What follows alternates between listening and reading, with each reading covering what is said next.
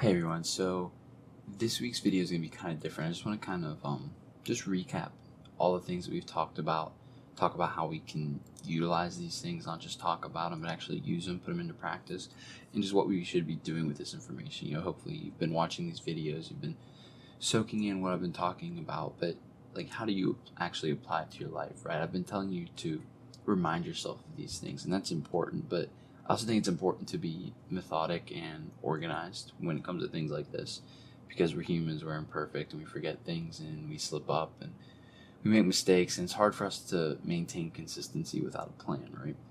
So I want to just talk about like how we can make a plan, but I'm just going to go through, I'm just going to recap some things. So one of the running themes we've had in these videos is that we need to develop a reliance on God over the world, right? If we're turning to the world, we're going to be disappointed, we're going to be let down. But if we're relying on God for our issues, we're going to find ourselves happier. We're going to find that He actually does fulfill our needs, in ways that the world could never even come close to doing. So you develop that reliance on God, and you do this by giving Him all of your issues, not just the big ones, not just the ones that, you can't work out in the world, so you give it to God. Give God all of your issues, big and small, right? Be relying on Him, not on the world.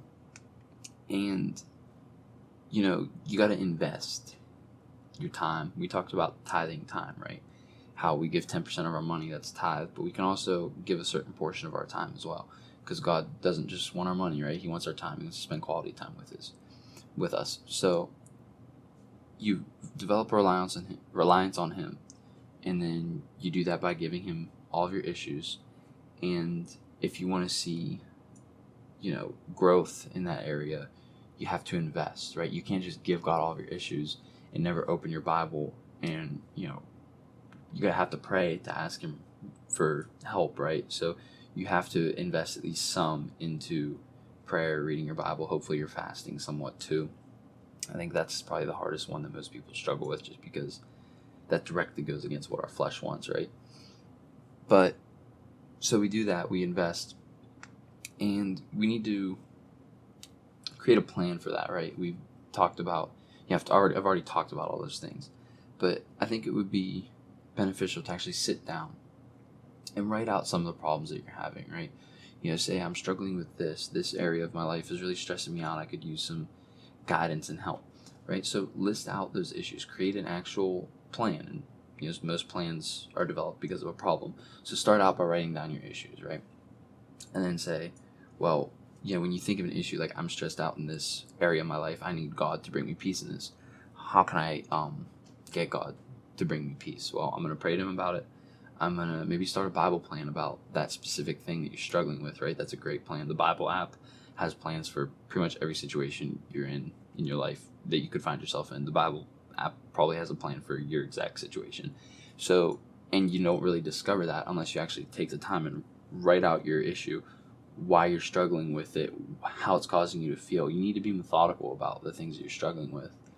And that's the best way to develop a reliance on God, right? When we're listing out our issues and we're trying to find solutions that aren't in the world. We're trying to find our solutions through God, through reading our Bible and focusing on different scriptures and focusing our prayer on different areas of our lives, right? So it's important that you make a plan, sit down and literally just write it out.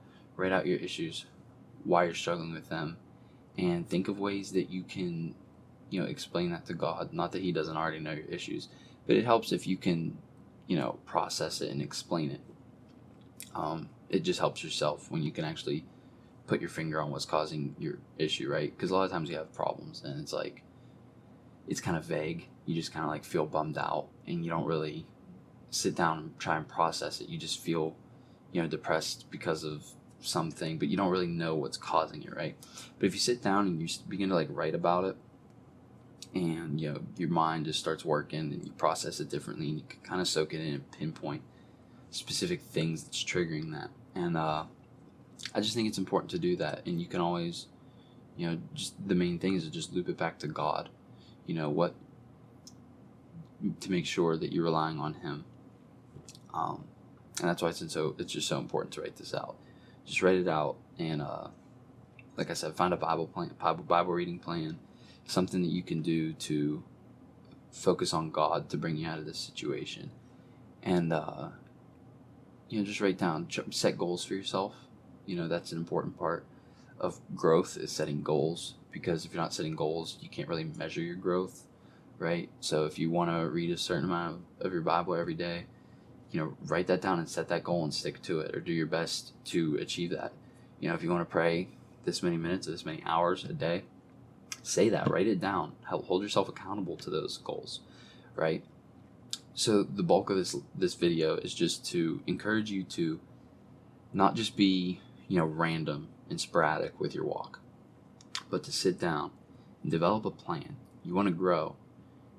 You want to write out ways that you're going to grow, and you want to track it, right? All through middle school and high school, I ran track and cross country.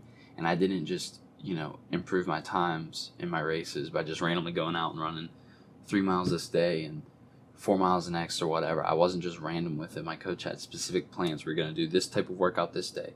Then we're going to run this many miles the next day, and we're going to recover this day, right? He set a specific plan, and we stuck to it, and we held ourselves accountable to that plan. And that's what I'm encouraging you to do with your walk with God. Write out a plan. Make yourself a schedule if you need to. Someone like me, I struggle, just to do it on my own without writing it down. So writing out a plan really helps you stick to it, and just, like I said, hold yourself accountable, because it's so easy to go a whole day and realize, like, oh, I didn't even really read my Bible or pray today. But if you have a plan, it's in your head. I need to make time for this. It's part of your schedule, right? So, yeah, I'll just leave you with that. I encourage you to make a plan and stick to it.